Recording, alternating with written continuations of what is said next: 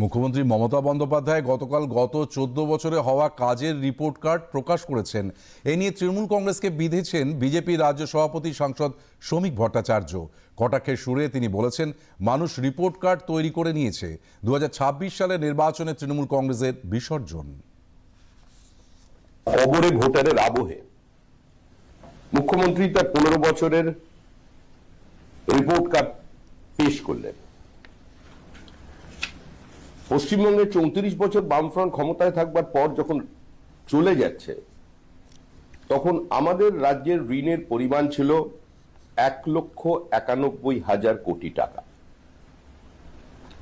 মামাটি মানুষের সরকার, এগিয়ে বাংলা, পৃথিবীর কোন সরকার যে কাজ করতে পারেনি সেই কাজ পশ্চিমবঙ্গ সরকার করে দেখিয়েছে, তৃণমূল সরকার করে দেখিয়েছে, মুখ্যমন্ত্রীর দাবি। আজকে আমরা সম্পূর্ণ ঋণ জালে জড়িয়ে পড়লাম। এই মুহূর্তে পশ্চিমবঙ্গের ঋণ 1,91,000 কোটি টাকা থেকে বেড়ে দাঁড়িয়েছে 7,61,000 কোটি টাকায়। মুখ্যমন্ত্রী কি করতে পেরেছেন, কি করতে পারেননি, সেটা মানুষের জানা।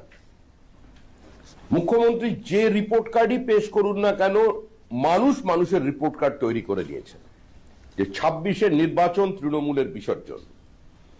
মানুষ তৃণমূল কংগ্রেসকে গ্রহণ করেছিল, পরীক্ষা করেছে, নিজের দেহ মন দিয়ে স্পর্শ করেছে।